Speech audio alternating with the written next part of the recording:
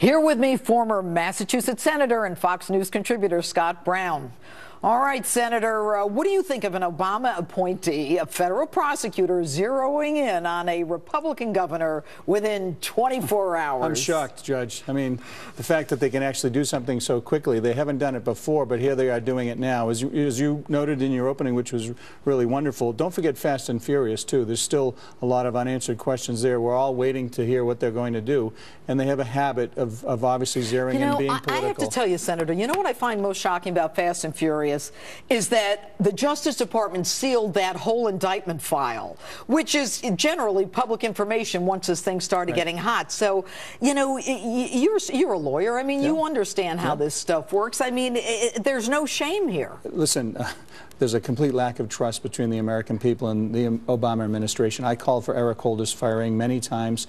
It's an embarrassment, and obviously they need to focus on the things that matter. And those are the couple of things that you talked about. Don't forget the Obamacare rollout and the fact that we paid $700 million to an entity that screwed it up, basically. CGI, and they're gone now. We're going to pay another entity even more money. Nobody's been held accountable. No heads are rolling. Nobody cares. A lot of people, nobody in the administration cares. That's right. But the American people do. Let me back up for a second. Chris Christie. Now, I was a DA when he was the United States Attorney. You know Chris Christie?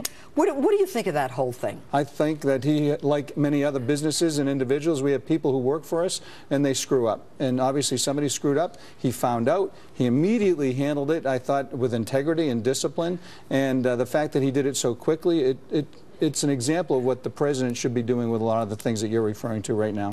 All right, and what about now this new book, Secretary Gates's book, which is a scathing, I think, indictment of the president in some ways and Hillary Clinton as well. Do you think that a secretary should be able to write a book while that president is still in office? This is still America. He's not working there. He served his country and has served it for decades. He can do whatever he wants. The fact that he's speaking honestly and openly, I know the secretary. I've spoken to him. I've been in hearings as one of the ranking members of armed services. He's a great guy, and I know for a fact that every person almost who goes before Congress, they're handcuffed and they don't speak freely. He probably felt liberated, and it's good to know. You know what's interesting is that he's respected by both sides. I mean, he was with Bush and he was with Obama. And, you know, he's someone who, when he describes the frustration and, you know, he had to use everything within him to not blow up so many times. I mean, did you ever feel that way when you were absolutely. Listen, in the Senate? As a Republican from Massachusetts, when I'm getting battled from the left and the right, of course I felt that way. But in his situation, I know for a fact that a lot of the generals and other folks that go before Congress. Look at one of the generals passed out because he didn't want to go and take a bathroom break, as you know, General Petraeus. I was there that hearing. He passed out right there. There's so much pressure there, and they can't speak freely. How do you know it was because he had to take a bathroom break? He told us. That was the Is that fact. public? Well, he wasn't dehydrated. He was dehydrated because he wouldn't drink. And as a result, he passed out. So now the policy is, as you'll know. You know, we've got to talk about this a little more.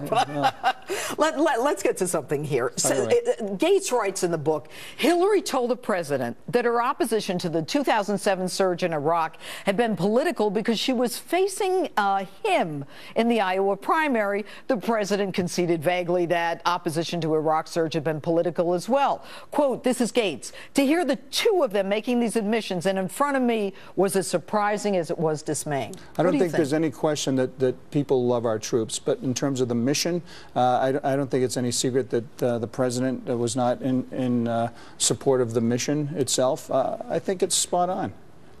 But how does a president who gets a Nobel Peace Prize, remember, and then goes into Afghanistan and, you know, kind of dithers back and forth about the surge and not the surge, you know, not be sure of it and sending Americans into harm's way?